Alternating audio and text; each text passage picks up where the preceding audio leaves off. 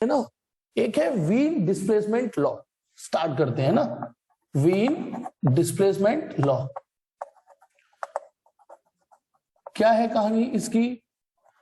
Wien displacement law, इसको यदि समझना है तो पहले तो एक चीज समझना, परफेक्टली ब्लैक बॉडी क्या होती है। परफेक्टली ब्लैक बॉडी, और जिसमें परफेक्टली वर्ड आ गया वो होता ही नहीं है इस दुनिया में, सच्चाई तो ये है। परफेक्ट गैस नहीं होती ना, परफेक्ट सॉलिड नहीं होते, परफेक्ट वही ideal liquid, ideal gas, ideal solid, ये नहीं होते ना। पर थ्योरी तो हमें डिजाइन करनी पड़ेगी कुछ। हाँ, होता क्या है, आइडियल गैस की इक्वेशन हमारे पास है, रियल गैस एग्जैक्ट ओबे नहीं करेंगी, उसका 80% 70% ओबे करेगी। ये चीज जब आप बिल्कुल एंड स्टेज पर हो तो ये समझाने की जरूरत नहीं होनी चाहिए। ठीक, परफेक्टली ब्लैक बॉडी वो होती है जो उस पर जो भी आप रेडिएशन डालो वो सब एब्जॉर्ब कर ले, सब एब्जॉर्ब कर ले, जो डालोगे वही एब्जॉर्ब कर ले। समझ में आ गया? जो भी डाले और कुछ भी मतलब परफेक्टली ब्लैक बॉडी जिस पर जो रेडिएशन डालो वो सबको एब्जॉर्ब कर ले, और फिर जो सबसे ज्यादा एब्जॉर्ब करेगा उसके बाद वो सबसे ज्यादा एमिट भी करेगा।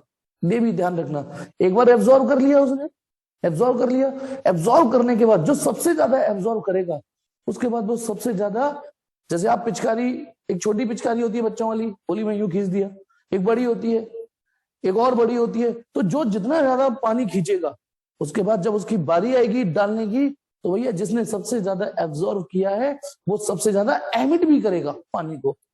तो ब्लैक बॉडी दुनिया में सबसे ज्यादा एब्जॉर्ब करने वाली बॉडी होती है और सबसे ज्यादा एमिट करने वाली भी बॉडी होती है, एमिट। यह रिफ्लेक्शन से थोड़ा अलग बढ़ हटना, रिफ्लेक्ट नहीं करती, एक बार एब्जॉर्ब कर लेंगी और फिर उसके बाद वो जो एमिट करेंगी। ठीक है, तो परफेक्टली ब्लैक बॉडी मैं जो अब आपको रूल्स रेगुलेशंस जो फॉर्मूले आज पढ़ाऊंगा वो जैसे आइडियल गैस के लिए पीवी बराबर एनआरटी, तो मैं आपको परफेक्टली ब्लैक बॉडी के लिए बताऊंगा। जो परफेक्टली ब्लैक बॉडी नहीं होगी, जो परफेक्टली ब्लैक बॉडी नहीं होगी उसके लिए वो रूल थोड़ा सा लिटिल बिट डिफ्लेक्ट करेगा, तो याद रखिएगा। अब आते हैं वीन डिस्प्लेसमेंट लॉ क्या कहते हैं। एक और शब्द से दोस्ती करो, हमने अपनी जनरल लाइफ में एक इंटेंसिटी वर्ड तो खूब सुना होगा, इंटेंसिटी सुना होगा, इंटेंसिटी है नहीं, लेकिन जब हम यहाँ वेव थ्योरी में यहाँ सॉरी रेडिएशंस में इंटेंसिटी वर्ड इस्तेमाल करेंगे तो इंटेंसिटी वर्ड का मतलब होगा कि energy per unit area per unit time. ध्यान रखना, और ये बात तो 12th तक काम में आएगी, ये भी ध्यान रखना। जब भी हम यहाँ इंटेंसिटी वर्ड इस्तेमाल करेंगे तो हम इंटेंसिटी वर्ड, इतनी सारी कैलकुलेशन को एक नाम दे दिया इंटेंसिटी। किस कैलकुलेशन का? कि energy per unit area per unit time, energy per unit area per unit time, और इसको एनर्जी अपॉन टाइम, देखो एनर्जी अपॉन टाइम, इसको पावर भी बोल सकते हैं, पावर अपॉन एरिया। इसको मैं सपोज करो आई लिख देता हूं तो ठीक है, पावर को पी लिख देते हैं, एरिया को ए लिख देते हैं और टी को टाइम, ये मतलब अभी ऐसी शब्दों में समझो चलोगे।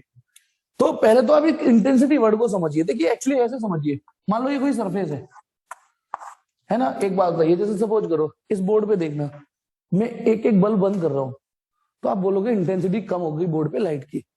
थोड़ा एक बल्ब और कम किया तो आपको दिख रहा होगा ना इंटेंसिटी कम हो रही है, इंटेंसिटी कम हो रही है।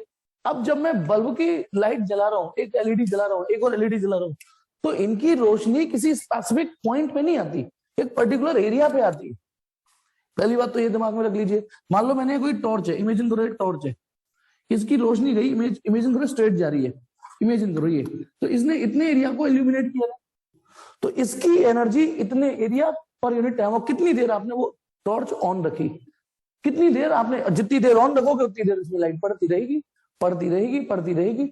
मान लो आप, अच्छा टॉर्च छोड़ो, यहाँ पे मैंने कोई सपोज करो आयरन प्रेस होती है ना, प्रेस करते हैं, उसको यूं करके रख दिया, अब वो रेडिएशन फेंक रहा होगा, रेडिएशन फेंक रहा होगा, क्लियर है ना, रेडिएशन फेंक रहा होगा।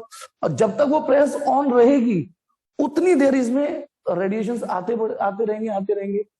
तो जो भी यहाँ पे जब हम किसी एक ऐसी फिजिकल क्वांटिटी को इंट्रोड्यूस करना चाहें तो एरिया वर्ड लेना पड़ेगा, टाइम वर्ड लेना पड़ेगा, क्योंकि वो एनर्जी किसी स्पेसिफिक पॉइंट में नहीं जाती है, एक पर्टिकुलर एरिया पे जाती है, और तब तक जाती है जब तक आप उस टॉर्च को, उस जो वेव फेंक रही है सोर्स को ऑन रखते हो। एरिया को एक और बता देता हूं, जैसे आपको ठंड लग रही है, है नहीं, बहुत तेज ठंड लग रही है, अचानक कोई कहे ले माचिस की तीली जला दे और कहे हाथ ताप ले इससे, नो डाउट उस फ्लेम में एनर्जी है। सुनना, माचिस की तीली जला के बोल रहे हैं, क्या कहते हैं कि हाथ ताप ले इससे, बॉडी ताप ले इससे, बॉडी को। और एक जहां पे एक अच्छा खासा एरिया का अलाव जल रहा हो, तो जब एरिया बड़ा होगा, आप बताइए सेकंड वाले केस में आपको ज्यादा रेडिएशन फील होंगे कि नहीं? तो एक बड़े एरिया से आपके लाइट आ रही है, वो हीट आ रही है बड़े एरिया पर। तो इसलिए यहाँ इंटेंसिटी वर्ड के लिए या कोई एक ऐसी फिजिकल क्वांटिटी इंट्रोड्यूस तो करनी ही थी, ठीक है? Energy per unit area per unit time, energy per unit area per unit time. आप ऐसे समझिए, और समझाता हूं, जैसे ये लाइट है, लाइट एनर्जी है, इमेजिन करो। अब वो लाइट एनर्जी इमेजिन करो इतने एरिया पे फैली हुई है, वही एनर्जी है मान लो 10 जूल, ये 10 जूल एनर्जी है यहां से यहां तक, इमेजिन करो 10 जूल एनर्जी है। अब यदि मैं इसके आगे कॉन्वेक्स लेंस रख दूं तो ये क्या कर देगा बोलो? इन्हें याद तो है ना आपको कॉन्वेक्स लेंस? लो एक मिनट, सॉरी बेटा, 3 बनाता हूं, उससे ज्यादा बेटर होगा वो सिमेट्री में। अब आपने 10 जूल एनर्जी डाली, ये 10 जूल एनर्जी इतने एरिया पर जा रही है, इतने एरिया पर। अब कॉन्वेक्स लेंस डाल दोगे तो उसने इकट्ठी कर दी, तो ये एनर्जी 10 जूल कंसंट्रेट हो गई। अब बताइए इंटेंसिटी बढ़ जाएगी, इस जगह इंटेंसिटी बढ़ गई कि नहीं बढ़ गई? क्यों बढ़ गई? क्योंकि आपने वही एनर्जी ये 10 जूल थी, वो 10 जूल इकट्ठी करके कन्वर्ट कर दी, उसे कम एरिया पे ले आए आप। उस 10 जूल जो है इतने एरिया पे फैली हुई थी, वो इतने एरिया पे, पॉइंट एरिया पे ले आए आप। तो बताना, जब एरिया घटेगा वही एनर्जी कम एरिया पे पड़ेगी, तो आप बोलोगे इंटेंसिटी बढ़ गई। क्या समझ में आया इंटेंसिटी वर्ड का मतलब? और आप देखते भी हो, जब आप सूर्य की रोशनी को कॉन्वेक्स लेंस को रख दीजिए उसके सामने, पत्ते तक को जला देता है, वो पत्ते को भी जला देता है, क्योंकि वो वही एनर्जी फैल नहीं रही, कंसंट्रेट हो रही है, फैल नहीं रही, कंसंट्रेट हो रही है। तो इसलिए इस फिजिकल क्वांटिटी से भी दोस्ती करिए। अब यहाँ पे साफ दिख रहा है, टाइम पे तो कोई मतलब है नहीं कोई खास, क्योंकि जब तक टॉर्च ऑन करोगे, जब तक लाइट चलेगी। तो इंटेंसिटी इस फॉर्मूले को देखोगे तो एनर्जी के प्रोपोर्शनल है, इस फॉर्मूले को देखोगे पावर के। इसलिए मैं जो रूल बताऊंगा, आप एनर्जी के कॉन्सेप्ट से भी सोच सकते हो, पावर से भी सोच सकते हो, एक ही बात रहेगी, ठीक है? चलिए, तो ये 2 पॉइंट आप पहले तो समझ लीजिए कि परफेक्टली ब्लैक बॉडी क्या होती है और इंटेंसिटी वर्ड क्या होता है। अब तीसरी एक और चीज, मान लो मैंने यदि कोई बॉडी हीट करी तो पता है वो रेडिएशंस निकालता है, ये बात तो आप मानते हो? हीट करोगे तो आप बताइए, गरम कोयले के पास में खड़े हो जाओ तो वो रेडिएशंस निकालता है। लेकिन आप एक गलतफहमी से दूर हो जाइए कि आप हीट करोगे तभी निकालेगा। एक्चुअली हर टेम्परेचर पर रेडिएशंस निकल रहे होते हैं। हमारी बॉडी का भी तो नॉर्मल टेम्परेचर होता है ना, कुछ 37 डिग्री सेल्सियस होता है कि नहीं? नो सॉरी, शायद आई थिंक 37 ही होता है, है नहीं? थर्मामीटर से नापते हैं तो हमारी बॉडी में भी तो टेम्परेचर है, हमारे में भी अंदर रेडिएशंस निकलते हैं। ठीक है, कोयला जब जलता है, फ्लेम जब जलती है तो थोड़ा अच्छे से महसूस होते हैं, थोड़ा ज्यादा इंटेंसिटी से निकल रहे हैं, बस इतना हो जाता है। हमारी बॉडी भी रेडिएट करती है, ये जो है मार्कर चौक होल्डर, ये भी रेडिएट कर रहा है, जिसपे जो टेम्परेचर है वो रेडिएट कर रहा है, सब रेडिएट कर रहे हैं एनर्जी। अच्छा, हमारी बॉडी भी रेडिएट करती है, इसका सीधा एग्जाम्पल मैंने पास में भी बताया है। जैसे बिस्तर है, ये रजाई है, रजाई के अंदर कोई नहीं है, आप कभी भी रजाई में घुस जाना, हमेशा ठंड लगेगी पहले कुछ मिनट, कभी भी रजाई, मतलब रजाई को बिस्तर पे सजा के खोल के रख देना और आधे घंटे बाद घुसना रजाई में कोई प्रभाव नहीं हुआ होगा, वो ठंडी ही मिलेगी। लेकिन जब आप इसके अंदर लेट जाते हो, ये रजाई, तो एक्चुअली में क्या होता है, आपकी जो रेडिएशन है वो तो निकलेंगे, लेकिन अब वो रेडिएशन लॉक हो रहे हैं, रजाई में उन्हें पार नहीं होने दे रही। तो ये इस बात का एक अच्छा एग्जाम्पल है जो आपको ये समझा सकता है कि हम भी रेडिएट करते हैं, हम सब एनर्जी निकाल रहे हैं। Is it okay? एब्जॉर्ब भी कर रहे हैं, निकाल भी रहे हैं सराउंडिंग से भी। देखो, यदि सराउंडिंग का टेम्परेचर सपोज करो, बाहर जाओगे आप 45 डिग्री सेल्सियस पे जून में, तो बाहर सोलर एनर्जी आप पे घुस भी रही है और आप निकाल भी रहे हो, एक साथ दोनों काम कर रहे हो, ठीक है? तो अब सुनिए, यदि मैं यहां पर ये वर्ड आई ले लूं, आई माने समझ गए इंटेंसिटी। अब इंटेंसिटी आप समझ जाओ कि थोड़ा यदि समझना है तो, कि इस समय यहां पर क्या कहते हैं, बोर्ड पर रोशनी इंटेंसिटी हो गई कुछ, अब कम हो गई, अब और कम हो गई, अब और इंटेंसिटी, तो आइडिया तो हो ही गया ना। हालांकि बेसिक फॉर्मूला भी आपके सामने। तो यदि मैं इधर इंटेंसिटी वर्ड ले लूं, इंटेंसिटी मतलब energy per unit area per unit time, और यहां ले लूं मैं वेवलेंथ एमिटेड, मैं और आप भी वेवलेंथ निकाल रहे हैं ना, ये भी निकाल रहा है, ये बात एग्री करते हो? मैं एक कोयला जलाऊं, कोयला भी वेवलेंथ एमिट करेगा, अरे कुछ तो वेवलेंथ निकालता है, रेडिएशन, तभी तो आपको गर्माहट महसूस हो रही है। ठीक, रेडिएशंस। अब देखिए हमने क्या देखा, जब भी कोई ये मान लो कोयला है, वो एनर्जी निकाल रहा है, तो हमने देखा एक्चुअली वो एक स्पेसिफिक वेवलेंथ नहीं निकालता, वो बंडल ऑफ वेवलेंथ निकालता है, कई सारी वेवलेंथ निकालता है, कई सारी। कोई भी बॉडी, मैं भी, आप भी, अब सुनना है इस बात को गौर से, मैं, आप, तुम सब लोग, कोई भी गर्म चीज, सूर्य भी तो गर्म है, स्टार, सारे स्टार गर्म है ना। दुनिया की हर बॉडी कोई एक स्पेसिफिक वेवलेंथ नहीं निकालती, वो बंडल ऑफ वेवलेंथ निकालती है, वो स्पेक्ट्रम निकालती है। जैसे व्हाइट लाइट होती है, प्रिज्म में डालो तो साथ एक स्पेक्ट्रम निकलता है ना। हमें लगा कि वो तो एक लाइट है, बाद में पता चला नहीं, वो तो 7 लाइटों से मिलकर बनी है ना। तो उसने 7 कलर की वेवलेंथ निकाली। ठीक वैसे ही हम कोई भी दुनिया की बॉडी वो एक वेवलेंथ नहीं निकालती, वो बंडल ऑफ वेवलेंथ निकालती है। लेकिन उस बंडल ऑफ वेवलेंथ में से कोई एक वेवलेंथ ऐसी होगी जो डोमिनेट कर रही होगी इंटेंसिटी में। ये थोड़ा हैवी वर्ड हो गया, समझाऊंगा अभी। मान लो, इमेजिन करो मैंने 200 केल्विन टेम्परेचर लिया, इमेजिन करो, ये आर्बिट्री वैल्यूज है, हो सकता है एक्चुअली से मैच ना करे, लेकिन टॉपिक से मैच करेंगे। तो यदि हम ये देखें कि 200 केल्विन, मान लो इसका टेम्परेचर मैंने 200 केल्विन कर दिया, और मैं इससे निकलने वाली वेवलेंथ को स्टडी करूं, इससे जो वेवलेंथ निकल रही है उनको अपनी साइंटिफिक इंस्ट्रूमेंट से देखूं कि कौन कौन सी वेवलेंथ निकाल रहे हैं, तो आप देखोगे ये इस तरीके की वेवलेंथ निकाल रहे हैं। मतलब ये वाली वेवलेंथ भी निकाल रहा है, ये भी निकाल रहा है, ये भी सारी वेवलेंथ निकाल रहे हैं। लेकिन इस वाली वेवलेंथ की निकलने की इंटेंसिटी ये है, ये वाली वेवलेंथ निकाल तो रहा है पर उसकी इंटेंसिटी ये है, ये वाली वेवलेंथ निकाल तो रहा है पर इंटेंसिटी ये है। लेकिन ये वाली जो वेवलेंथ है, इस पर जो इंटेंसिटी निकल रही है वो सबसे मैक्सिमम निकलती है।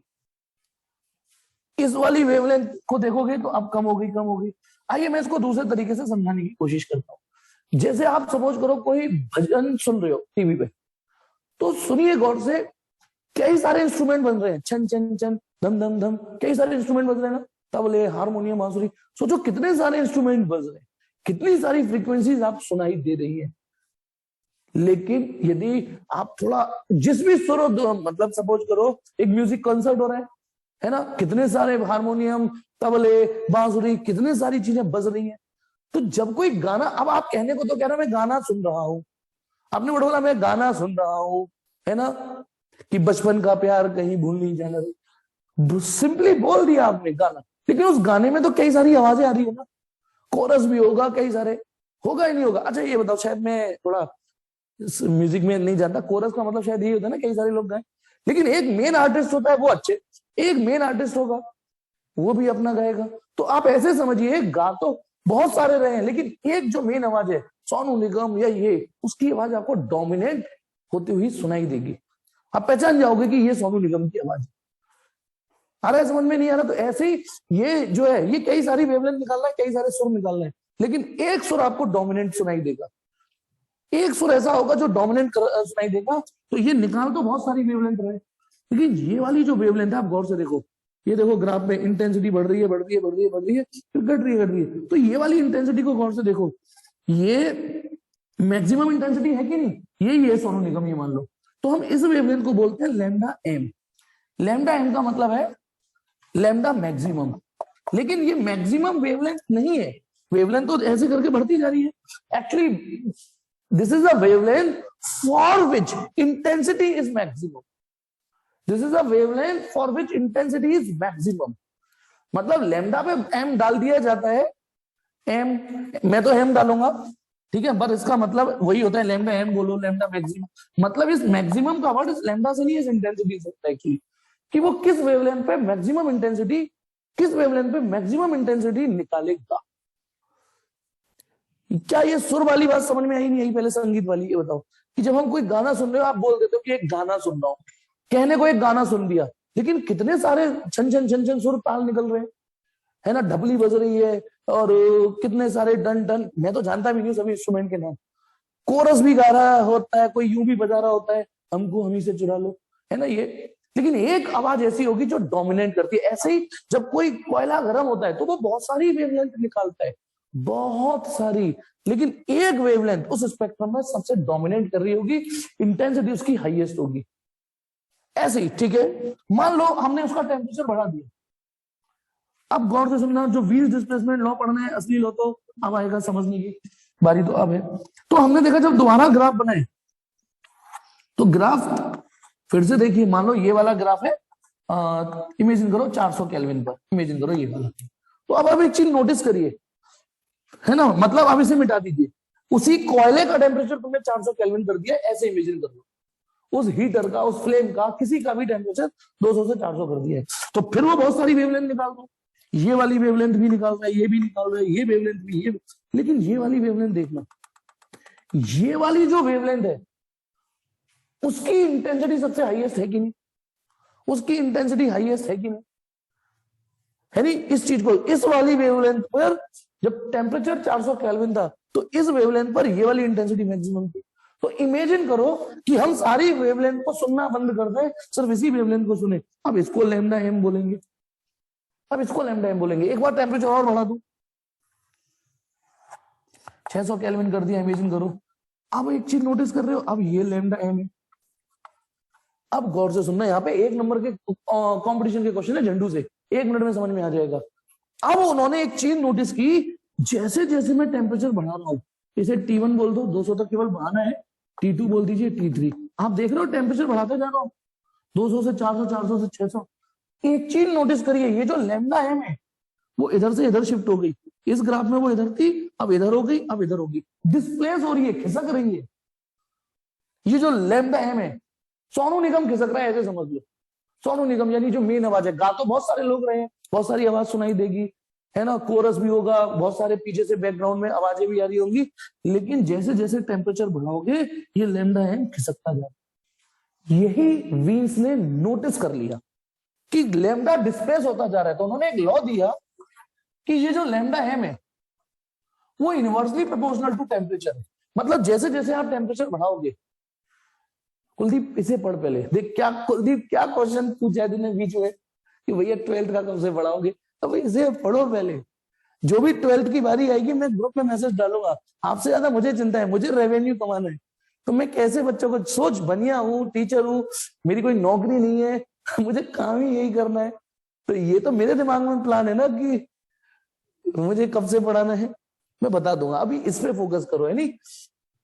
हाँ, तो ये lambda m inversely proportional to T.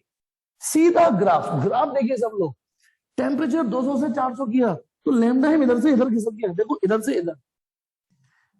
400 से 600 किया तो जो लैम्डा एम इधर था ना, इधर पूरा और इधर खिसक गया। What is M here? Maximum. क्या maximum? The wavelength for which intensity is maximum, the wavelength for which intensity is maximum, wavelength intensity is maximum. एक बॉडी सारी बहुत सारी वेवलेंथ निकालती है, लेकिन एक वेवलेंथ ऐसी होगी जो आपको डोमिनेट करती हुई, मतलब डोमिनेट होगी उस स्पेक्ट्रम में। तो उन्होंने ये बात नोटिस की कि the lambda m is inversely proportional. आप एम नहीं भी लगाओगे तो भी चलेगा, लेकिन नहीं भी लगाएंगे तो भी ये जो फॉर्मूला है वो इस वेवलेंथ का है, ना कि इन वेवलेंथों का फॉर्मूला है, इस स्पेसिफिक वेवलेंथ का फॉर्मूला है। लैम्डा एम, जैसे जैसे आप टी बढ़ाओगे लैम्डा एम डिस्प्लेस होता चला जाएगा, किधर की ओर? कम होते की ओर। कम हो रहा है, नहीं हो रहा, यही है व्हील डिस्प्लेसमेंट। अब इसको प्रोपोर्शनलिटी साइन हटाएंगे तो एक कांस्टेंट आ जाता है, अलग अलग बुक में अलग अलग नाम से दे रखा है, मैंने बी लिख दिया इसे, ठीक है। तो इस बी की वैल्यू आपको एग्जाम में मिलेगी, पक्का मिलेगी, लेकिन अभी इस बी की वैल्यू होती है 2.898 इंटू 10⁻³ अच्छा, यूनिट आप बनाएंगे? यूनिट बनवाता हूं आपसे, बताओ बी का फॉर्मूला क्या बन गया? Lambda M into T. इसकी वेवलेंथ होगी मीटर, मतलब यूनिट मीटर, इसकी केल्विन, तो मीटर इंटू केल्विन। हालांकि एग्जाम में ये दे देते हैं, ये वाली वैल्यू एग्जाम में दे देते हैं, तो आप नहीं भी याद करोगे तो चलेगा। व्हील डिस्प्लेसमेंट लॉ ऐसे भी बोला जा सकता है, कैसे बोला जा सकता है वो सुनिए। इस टी को इधर ले जाइए, lambda M into T equal to B, यानी lambda M into T equal to constant. यानी कोई बॉडी है, वो जो सबसे बड़ी वेवलेंथ निकाल रही है, मतलब जो उसका जो सोनू निगम होगा, निकाल तो वो बहुत सारी नहीं होगी, लेकिन जिसकी जो डोमिनेट कर रही होगी वेवलेंथ, जो आपको अच्छे से दिखाई दे रही होगी, अच्छे से फील हो रही होगी, ठीक है, वो उसका टेम्परेचर, अच्छा ये टी केल्विन में होना चाहिए, केल्विन में होना चाहिए, एब्सोल्यूट टेम्परेचर है ये, ठीक है। इनका मल्टीप्लाई हमेशा कांस्टेंट आएगा, और जब दो चीजें कांस्टेंट आती है तो आपने देखो पास में, जैसे किसी का मोमेंटम कांस्टेंट है तो फिर आप कांस्टेंट आया, तो आप उसे कैसे और लिख देते हो, m1v1 इक्वल टू m2v2। कुछ दिनों पहले इक्वेशन ऑफ कंटिन्यूटी आई थी, एरिया इंटू स्पीड कांस्टेंट। तो यदि किसी चीजों का मल्टीप्लाई कांस्टेंट आ जाए तो आप उसको a1v1 इक्वल टू a2v2 लिख लेते हो। आज लैम्डा इंटू टी कांस्टेंट आ रहा है, तो इसका मतलब आप इसे ऐसे लिख सकते हो λ1 t1 इक्वल टू λ2 t2। अब m वर्ड मुझे हटाना पड़ा। अब मैं आपको देखो एनसीईआरटी में तो कोई सवाल है नहीं इसका, लेकिन कंपटीशन में जाना है तो बहुत आसान सवाल है। इतने आसान सवाल है कि λ1 λ2 दे देंगे, उनके टेम्परेचर का रेशियो निकालो। मान लो एक वेवलेंथ दे देंगे दोनों की, ये वाली वेवलेंथ, उनके टेम्परेचर का रेशियो निकालो। टेम्परेचर का रेशियो दे देंगे, वेवलेंथ का रेशियो निकालो। समझ रहे हो नहीं समझ रहे हो भाई? बना सकते हो ना भाई, यहां से फॉर्मूला बन गया λ1 अपॉन λ2 t2 अपॉन t1।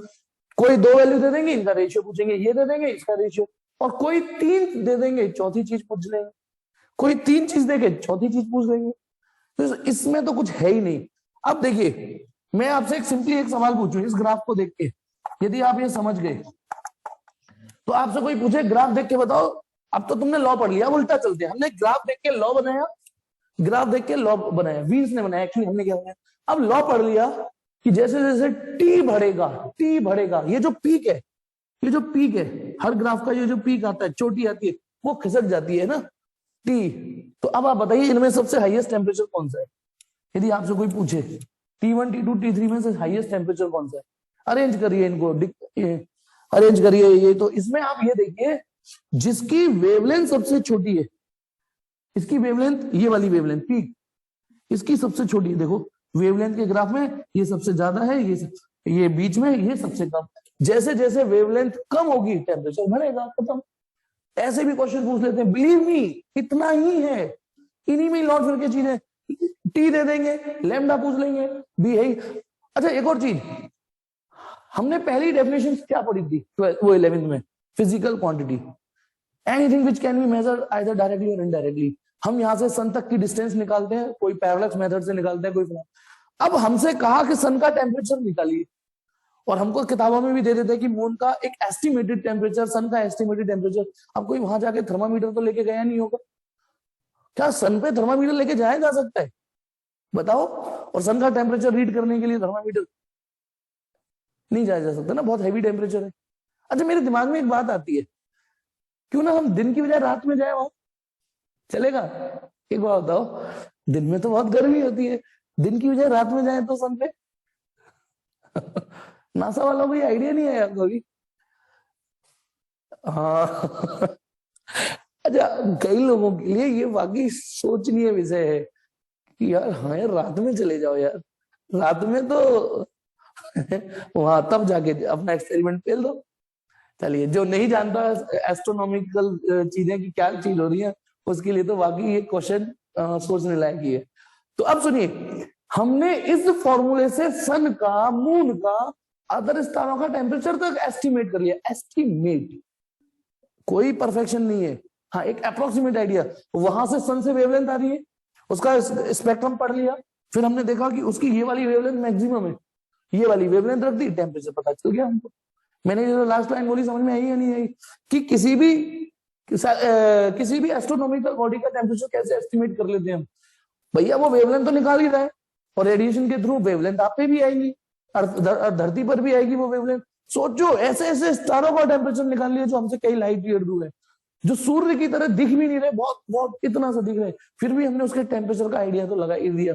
क्योंकि देखो रेडिएशन है ना, वो वैक्यूम में भी चल लेते हैं, और वो वैक्यूम में से चलते चलते चलते चलते हमारे पास तक भी आते हैं, अर्थ पे भी आते हैं, और उनको स्टडी कर लेते हैं। ठीक है, तो पहले तो ये बताइए, वीन डिस्प्लेसमेंट लॉ समझ में आया या नहीं आया? जल्दी बोलो। न्यूमेरिकल क्या कर रहा हूं मैं? पहली बात एनसीईआरटी में है नहीं, और है भी क्या बेटा? हाँ, ये सरफेस का टेम्परेचर निकालते हैं। हर्ष एक मिनट, हर्ष का क्वेश्चन में पढ़ लू, एक मिनट। मिनिमम वेवलेंथ रखेंगे मैक्सिमम टेम्परेचर के लिए? नहीं नहीं नहीं नहीं नहीं नहीं नहीं, ये एक्चुअली हर्ष ये फॉर्मूला बाकी किसी वेवलेंथ के लिए काम नहीं करता, ये भी मैं बता दूं, ये किसी बाकी वेवलेंथ के लिए है ही नहीं। वो ये इसी वेवलेंथ के लिए जो वो वेवलेंथ जिस पर इंटेंसिटी मैक्सिमम आपको स्पेक्ट्रम में दिख रही होगी डोमिनेट, किसी और वेवलेंथ, इन वेवलेंथों के लिए फॉर्मूला है ही नहीं।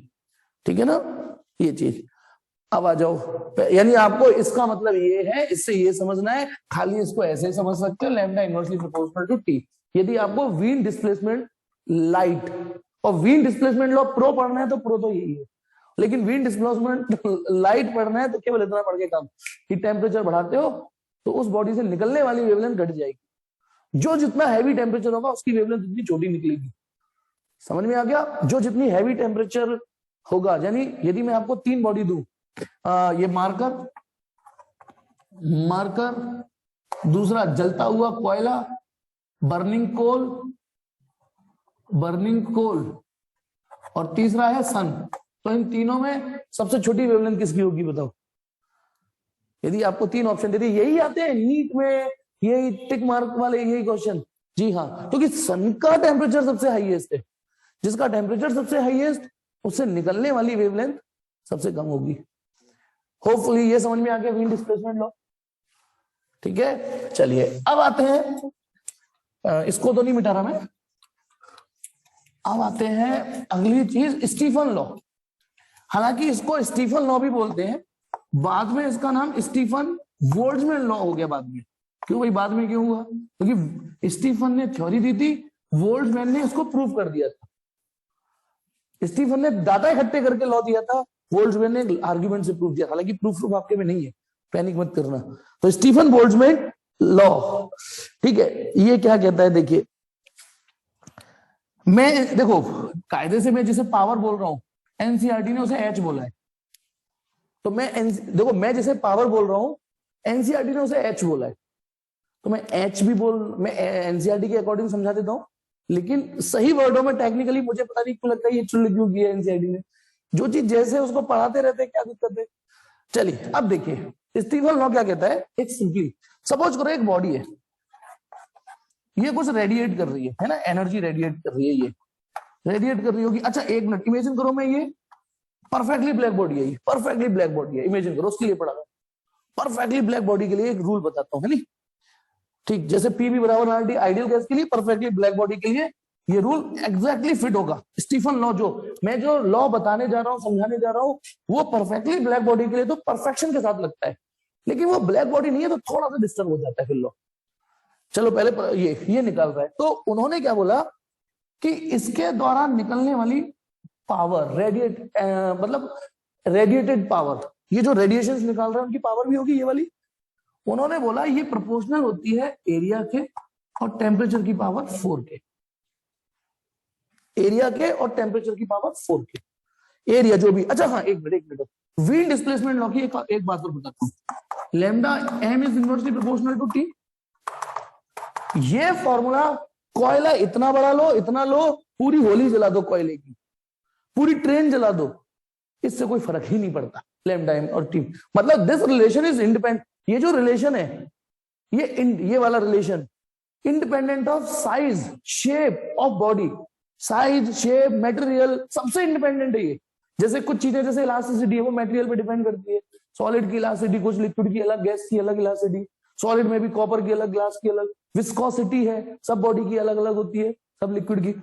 तो ये जो फॉर्मूला है नोट कर लेना, सुन लेना, दिस रिलेशन कि कोई भी बॉडी क्या वेवलेंथ निकालेगी जो उसके साइज पे डिपेंड नहीं करेगा, उसकी शेप पे डिपेंड नहीं करेगा, उसके नेचर पे डिपेंड नहीं करेगा, सिर्फ टेम्परेचर पे डिपेंड करेगा। यानी मैं कोयला ले लूं और उसका टेम्परेचर 200 केल्विन, ये कोयला है इसका टेम्परेचर 200 केल्विन है कोयला, और एक ले ली कोई बॉडी बी, ये तो कोयला या दूसरी, उसका भी टेम्परेचर 200 केल्विन है और इसका साइज ये है मान लो, और टेम्परेचर 200 केल्विन है, तो दोनों के लैम्डा एम बराबर होंगे। ध्यान रखना लैम्डा एम निकलने वाली वेवलेंथ। लेकिन स्टीफन लॉ को गौर से समझना, इसमें डिपेंड करेगा बॉडी के साइज पर, क्योंकि जो बड़ी बॉडी होगी उससे निकलने वाले रेडिएशन ज्यादा होंगे, एनर्जी ज्यादा होगी, वेवलेंथ तो एक जैसी निकाल रहे होंगे नो डाउट, एक जैसा टेम्परेचर तो एक जैसी वेवलेंथ निकालेंगे। वीडियो को 2 बार देख लेना, फ्लैशबैक मतलब रिवर्स कर करके देख लेना मैं क्या बोल रहा हूं। साइज अलग अलग है होने दो, इनसे निकलने वाली वेवलेंथ सिर्फ टेम्परेचर पर डिपेंड करेगी, सिर्फ टेम्परेचर पर, लेकिन इनसे निकलने वाली एनर्जी साइज पे भी डिपेंड करेगी। आप बताइए यदि कोयले का एक कोयला जलाऊं और मतलब ऐसे समझ लो 100 ग्राम कोयला जलाऊं और एक जलाऊं 10 किलो कोयला, 10 ग्राम और 10 किलो, तो जो 10 किलो कोयला होगा वो आपको ज्यादा एनर्जी देगा। इसमें क्या सोचना, एनर्जी ज्यादा देगा। मान लो दोनों जल रहे हैं, एक 10 ग्राम कोयला जल रहा है एक कोने में, एक जगह 10 किलो कोयला जल रहा है, तो एनर्जी 10 किलो कोयला ज्यादा देगा। कंफ्यूज तो नहीं हो रहे ना? अच्छा, वेवलेंथ दोनों एक से निकाल रहे होंगे, शब्द समझिए, 10 ग्राम कोयला 10 किलो कोयला, दोनों जल रहे हैं, दोनों का जलने पर तो जब तक वो जल रहे होते हैं तो टेम्परेचर तो एक से ही होता है भाई, जब जल रहे होते हैं तो टेम्परेचर तो एक से ही होता है। अच्छा ऐसे समझ लो, स्टोव होता है, स्टोव में दो अलग अलग तरीके के बर्नर होते हैं, छोटे बड़े, ताकि छोटे घर में जो चूल्हा होता है, हाँ बर्नर। अच्छा चलो, माचिस की तीली भी आग है, और जो हलवाई अपनी भट्टी में चलाते हैं डोसा सेकते हैं वो भी आग है, तो फ्लेम का टेम्परेचर तो एक सही ही होता है। तो वेवलेंथ दोनों एक से निकाल रहे होंगे, वेवलेंथ, लेकिन एनर्जी तो वो डोसा वाली फ्लेम में ज्यादा होगी इतने सारे एरिया में। जब किसी का मान लो कोई फैक्ट्री जल जाती है, कितनी एनर्जी निकलती है उसमें से। तो क्या ये कंफ्यूजन तो नहीं हो रहा ना? तभी आप स्टीफन लॉ को थोड़ा और समझ पाओगे। मेरी बात समझ में आई या नहीं आई? ज्यादा बॉडी साइज बड़ा होगा किसी भी बॉडी का, वो ज्यादा एनर्जी निकालेगा, बस। तो इसीलिए जो वो पावर निकाल रहे हैं वो उसके एरिया पे भी डिपेंड करती है। मतलब एक ये बॉडी है और एक ये बॉडी है, ये भी एनर्जी निकाल रही है, ये भी एनर्जी निकाल रही है। मान लो दोनों का टेम्परेचर सेम है, मान लो इमेजिन करो ये भी 500 केल्विन है, ये भी 500 केल्विन है, तो वीन डिस्प्लेसमेंट लॉ ये कहता है दोनों एक जैसी वेवलेंथ निकाल लेंगे। ये तो हो गया वीन डिस्प्लेसमेंट लॉ, खत्म कहानी, उसको चूल्हे में जाने दो। लेकिन स्टीफन लॉ ये कहता है ये ज्यादा एनर्जी निकाले, ठीक है, भले ही सेम टेम्परेचर है, एनर्जी पावर। अच्छा, ये लॉ आप एनर्जी के टर्म में भी बोल सकते हो, पावर के टर्म में भी बोल सकते हो। Is it okay? ठीक है। अच्छा, यदि मैं इस एरिया को इधर ले आऊं, देखो एक चीज, एरिया को इधर ले आऊं तो इधर टी की पावर 4 बचेगा, और पावर अपॉन एरिया को क्या बोल सकते हो? इंटेंसिटी। तो कुछ बुक्स में ऐसे दे रखा है, कुछ बुक्स में ऐसे दे रखा है। आपको जैसे मैं एनसीईआरटी को लेके चल रहा हूँ तो है ना, तो मैं एनसीईआरटी के अकॉर्डिंग पढ़ा रहा हूँ। लेकिन आप जब थोड़े से वाइड हो गए, अच्छा बच्चा वही होता है जो थोड़ा सा अलग से भी पढ़े, ठीक है, चीजों को अलग से भी पढ़े। तो हो सकता है आप ऐसे भी पढ़ो, लेकिन ये एक ही बात है, इससे मत पैनिक करना, ये एक ही बात है। कोई ऐसे पढ़ाता है इस लॉ को, कोई ऐसे पढ़ाता है। देखो ये बात समझ में आ रही है नहीं आ रही? आपको एक जैसे दिख रहे हैं या नहीं दिख रहे? एक ही बात दिख रही है कि नहीं? एनसीईआरटी ने पढ़ाया कि पावर, एरिया और टेम्परेचर की पावर 4 इस पे डिपेंड है। एरिया को यदि मैं इधर ले आऊंगा तो इंटेंसिटी बन जाएगा, बस। एरिया को इधर ले आऊंगा तो अब हो सकता है आपके बुक्स, देखो ये नया टॉपिक जुड़ा है इस साल, आपके टीचर हो सकता है ऐसे पढ़ाते, तो पैनिक मत करना, आंसर सेम आने वाले हैं दोनों से। मैं ऐसे पढ़ा देता हूं क्योंकि मैं एनसीईआरटी को लेके चलता हूँ, और एनसीईआरटी को लेके चलूं तो उसने पी ना लिख के एच लिख रखा है। ये थोड़ी बदतमीजी एनसीईआरटी की मुझे पर्सनली लगी, लेकिन अभी आप भसड़ ना करो, इसलिए पी लिख देता हूँ, पावर, क्योंकि पावर बोलने में एक जैसे। हाँ, तो देखिए ये ज्यादा पावर निकालेगा, इससे निकलने वाली रेडिएशन की पावर ज्यादा होगी क्योंकि इसका एरिया ज्यादा है, ठीक है। तो एक बार और फिर से समझाता हूँ, स्टीफन लॉ या Stefan Boltzmann law. The power emitted word समझ रहे ना, from a body is directly या energy directly proportional to area of the body and fourth power of the temperature. Proportionally sign हटाओगे तो ये सिग्मा आएगा। Sigma को बोलते हैं स्टीफन बोल्ट्जमैन कांस्टेंट। स्कूल में नहीं करवाया है, कोई बात नहीं, कुछ के स्कूल में करवाया है, इसलिए मैं इसको आया। और एक मिनट, तो एक बार फिर से समझते हैं कि जब भी कोई बॉडी, ये कोई बॉडी है, ठीक है, ये रेडिएशंस निकाल रहा है। अब इस रेडिएशन को आप एनर्जी के टर्म में भी बोल सकते हो, पावर के टर्म में भी बोल सकते हो, दोनों बता दिए मैंने एनसीईआरटी के अकॉर्डिंग पावर के टर्म में बोल दिया। तो ये दो चीजों पे डिपेंड करेगी, एक तो बॉडी का साइज कितना है, यानी एरिया, कितना बड़ा एरिया है, कितना बड़ा एरिया है, ठीक है ना, एरिया, ठीक। और fourth power of temperature, temperature must mean kelvin scale और एब्सोल्यूट टेम्परेचर, दोनों को कंबाइन कर दो तो ये आ गया, ठीक, ये आ गया एरिया टी की पावर 4। प्रोपोर्शनली साइन हटाएंगे तो ये सिग्मा, स्टीफन बोल्ट्जमैन कांस्टेंट। इसकी वैल्यू एग्जाम दे देगा आपको, लेकिन मुझे ये बताइए, वैल्यू तो मैं बता दूंगा, इसकी यूनिट निकालेंगे आप? बताइए यूनिट सिग्मा की, सिग्मा का फॉर्मूला बनाओ यूनिट बनाने के, PAT4, पी का मतलब वॉट लिख सकते हो, वॉट, एरिया का मीटर स्क्वायर, और ये केल्विन की पावर 4, है ना, आसान यूनिट है ना, बोलो। और इसकी जो 5.67 इंटू 10⁻⁻8 और यूनिट बोली वॉट पर मीटर स्क्वायर केल्विन की पावर 4। पहले बताइए स्टीफन लॉ समझ में आया या नहीं आया? सिंपल है ये। अरे कहाँ है, जल्दी बोलो स्टीफन लॉ। कि किसी बॉडी द्वारा निकलने वाली थर्मल पावर रेडिएटेड पावर है ना, ये निकलेगी। आप इसमें एरिया को इधर ले आओगे तो उसे इंटेंसिटी बोल सकते हो। इंटेंसिटी माने energy per unit area per unit time. Starting में मैंने पहले इसी कॉन्सेप्ट को क्लियर किया। अब एक और चीज, अभी इसमें एक छोटी सी कलेश और है। ये फॉर्मूला स्टीफन बोल्ट्जमैन परफेक्टली लगेगा यदि बॉडी परफेक्टली ब्लैक बॉडी तो 100% ट्रू है उसके लिए। लेकिन जब आप इसको प्रैक्टिकली बॉडी पे लगाओगे जो एक्चुअल में बॉडीज हैं, तो वो एग्जैक्ट ओबे नहीं होता, एग्जैक्टली ओबे नहीं होता। ये लोग मैं अपने मार्क पे लगाऊं तो एग्जैक्ट ओबे नहीं करेगा। कोई बॉडी इस रूल को 80% ओबे कर रही है, कोई 70% ओबे कर रही है, समझ रहे हो, कोई 50%, कोई 60%। तो यानी इन जनरल, ये तो हो गया ध्यान रखना formula for perfectly black body, this condition applied for perfectly black body. In general इस फॉर्मूले की शेप ये होती है, power equal to sigma A T to the power 4। ये तो है ही। एक ई फैक्टर और लगा देते हैं, इसको बोलते हैं एमिसिविटी। एमिसिविटी, अब इसमें भी इटी आ रहा है, जैसे elasticity, density, viscosity, thermal conductivity, emissivity, ये भी भगवान ने हर बॉडी को अलग अलग दी है। और इसकी value for perfectly black body, for perfectly black body, for perfectly black body, इस ई की वैल्यू होती है 1। बताइए परफेक्टली ब्लैक बॉडी के लिए ई इक्वल टू 1 आती, ये फॉर्मूला अपनी शक्ल दिखा देगा, है ना। लेकिन बाकी के लिए फॉर अदर बॉडीज ये ई 1 नहीं होता। फॉर अदर बॉडीज ई की वैल्यू 1 और 0 के बीच में रहती है। समझ गए कि नहीं समझ गए? मतलब जैसे किसी के लिए 0.8 आ रहा है, सपोज करो सिग्मा ए टी की पावर 4 तो सब में आएगा, लेकिन यदि किसी 0.8 है तो इसका मतलब समझ रहे हो कि वो इस स्टीफन बोल्ट्जमैन के फॉर्मूले को 80% ओबे कर रही है। बस ऐसे समझ लीजिए इस एमिसिविटी का मतलब, कि कोई इस फॉर्मूले को 80% ओबे कर पा रहा है, कोई 70%, तो उसका 0.7 आ जाएगा, 1 से बड़ा नहीं होगा। लेकिन ये कॉन्सेप्ट समझ में आ गया नहीं आ गया, ये बताओ, ये वाली बात जल्दी से हाँ ना कुछ तो टाइप करो। ठीक है, अब है आपका लास्ट टॉपिक, अब है लास्ट टॉपिक इसी का ही है ना, सब केस नोट लास्ट।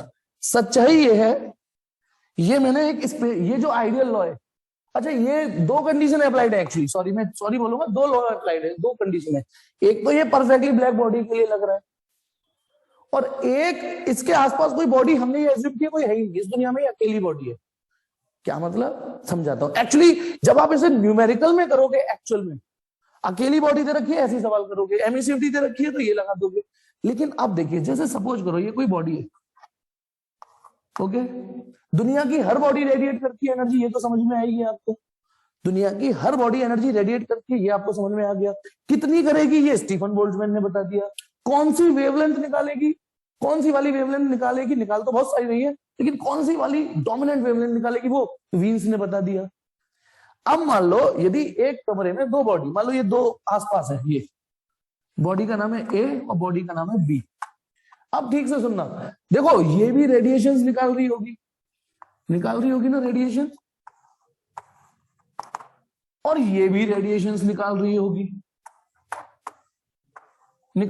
कि नहीं होगी, पहले ये बताओ। रेडिएशन तो सबके निकालेंगे, रूल तो सबके लिए। लेकिन अब एक छोटा सा ग्लिच देखना, जब दोनों एक कमरे में है तो ये कुछ एनर्जी निकाल रही है, लेकिन इसकी एनर्जी एब्जॉर्ब भी कर रही है कुछ। भाई एक बात बताओ, ये निकाल रही है, आप इसको सिस्टम मानिए, सिर्फ इसको सिस्टम मानिए, सिस्टम का मतलब आज भी वही है। तो ये एनर्जी निकाल रही है, लेकिन इसके साथ एनर्जी इसमें आ भी रही है, मतलब जो निकाल रही है वो एनर्जी लॉस है। तो बताइए ये कितनी एनर्जी लॉस कर रही है, या पावर लॉस कर रही है, पी लॉस, कितनी पावर लॉस कर रही है। यदि मैं इस फॉर्मूले को लगाऊं तो e sigma A T to the power 4, इतनी पावर ये लॉस कर रही है। क्लियर है, इतनी पावर ये लॉस कर रहा है, और उसी समय ये पावर गेन भी कर रही है। बताओ गेन करेगी या नहीं करेगी ये पावर। अब मैं एनसीईआरटी में एक बदतमीजी दे रखी है वो। अच्छा एक और चीज, एक काम करते हैं, यदि इसको सिस्टम मान लेते हैं, इसका टेम्परेचर मान लेते हैं T, इसका टेम्परेचर टी मान लेते हैं, T1 भी मान सकते हैं नो डाउट, टी मान लेता हूं, और इसका टेम्परेचर मान लेता हूं। एक काम करो, ऐसे नहीं, सुनो सुनो छोड़ो, ऐसे नहीं समझा रहा, दोबारा समझाता हूँ समझ कर, क्योंकि ऐसे समझाऊंगा ना तो और उसमें खाली कलेज हो रहे, वो एनसीईआरटी में नहीं दे रखी। आप ऐसे समझो, ये कमरा है, ऐसे समझो बस, और ये रही एक बॉडी, ये एनर्जी निकाल रहा है, ठीक है। अब आप ऐसे समझना, यदि आपको केवल एक बॉडी दे रखी है तो आप ये फॉर्मूला लगाना या ये लगाना, लेकिन आपको टेम्परेचर ऑफ सराउंडिंग भी दे रखा है, ये तो इसका टेम्परेचर हो गया टी, टेम्परेचर ऑफ सराउंडिंग भी दे रखा है, तो होगा क्या, गौर से सुनना, सराउंडिंग की भी तो एनर्जी इसमें घुसेगी, ये बताओ। जैसे आप एक कप चाय का प्याला रख देते हो, गरम गरम चाय का प्याला, तो गौर से देखो, चाय अपनी एनर्जी निकालना है लेकिन सराउंडिंग से ले भी रहे है ना, सराउंडिंग से, तो अब इसमें एनर्जी सिर्फ निकल नहीं रही, घुस भी रही है, तो ये एक साथ दो काम कर रहा है, एनर्जी लॉस कर रहा है, एनर्जी गेन भी कर रहा है। क्या ये बात समझ में आ गई या नहीं आ गई, ये बताओ, कि अब इसमें एक साथ दो हरकतें होंगी। आप इसे आइसोलेट मान लो तो ही तो ये फॉर्मूला लगा पाओगे, आइसोलेट मान लोगे तो ही ये फॉर्मूला लग पाएगा। आप खुद सोचो, यदि आपको और एक्यूरेसी चाहिए तो सच्चाई ये है, इस फॉर्मूले में कलेस बहुत है। जैसे मैं इस कमरे में लगाऊं, मान लो मैं एक क्लास पढ़ा रहा हूं ऑफलाइन, उसमें 50 बच्चे हैं, तो सोचो मेरे पे जब ये फॉर्मूला लगेगा, मैं अपनी एनर्जी निकाल रहा हूँ, बाकी के 50 की एनर्जी ले भी रहा हूं, है ना। लेकिन अभी आप ऐसे समझो, सिर्फ दो ही चीज है, सिस्टम और सराउंडिंग, सिर्फ दो ही चीज है, कोई 50 नहीं है, नहीं तो और कॉम्प्लिकेट हो जाएगा। सिस्टम और सराउंडिंग है, तो अब ये कितनी पावर लॉस कर रहा है, e sigma A T to the power 4, लेकिन साथ के साथ सराउंडिंग से गेन भी कर रहा है, गेन भी तो करेगा सराउंडिंग से, तो e sigma A T to the power S4। ये समझ में आया है नहीं आया, ये बताओ। जिस समय लॉस कर रहा है, सराउंडिंग भी की एनर्जी भी तो उसमें घुस रही होगी। जब ये टॉपिक पढ़ाया मैंने, सराउंडिंग नहीं माना था, स्टार्टिंग ऐसे ही की जाती है पढ़ाने में, कि जैसे एज्यूम फ्रिक्शनलेस सरफेस, ऐसे मान लेते ना, ठीक है। तो पहले जब ये पढ़ाया तो सिर्फ इसकी एनर्जी निकल ही निकल रही थी, लेकिन एक्चुअल में एनर्जी निकलेगी के साथ आएगी भी इसमें सराउंडिंग से कुछ, तो ये एक साथ दो काम कर रहे हैं, एनर्जी निकल भी रही है और लॉस भी कर रहा है, वो सॉरी हाँ, निकल रही है तो लॉस हो रहा है और आ भी रही है। जल्दी बताइए, दोनों बात समझ में आ गई या नहीं आ गई, जल्दी बोलो, जल्दी जल्दी जल्दी जल्दी जल्दी जल्दी जल्दी जल्दी जल्दी, हाँ बोलो, लास्ट है ये। तो नेट कितना हो गया, पी नेट, ज्यादा में से कम माइनस कर दो, ज्यादा में से कम, यदि ये ज्यादा है तो लॉस ज्यादा हो रहा है, गेन कम हो रहा है, और हो सकता है ये कम हो ये ज्यादा हो, ये भी हो सकता है। तो चलिए अभी फिलहाल मैं इसमें से इसे माइनस कर दूंगा, तो ई सिग्मा ए बाहर आ जाएगा, टी की पावर 4, और ये ध्यान रखना, ये टी है सिस्टम का टेम्परेचर और ये ऐसे सराउंडिंग का टेम्परेचर। जल्दी बोलो, इस पे भी एनसीईआरटी में कोई सवाल नहीं है, लेकिन बहुत लुल्ल सवाल है, इसमें क्या बताना, फॉर्मूले बेस्ड सवाल है, और मैं जब से पढ़ा रहा हूं मैंने फॉर्मूले बेस्ड सवाल कराना कभी भी उचित नहीं समझा, जिसमें कि वैल्यू दे दो, देखो पी दे दे, ई दे दे, सिग्मा दे दे, ए दे दो, और कहते टी निकालो, क्या करवाना, मास्टर क्या कराएगा इसमें, उठाओ अपना कॉपी पेन करिए। तो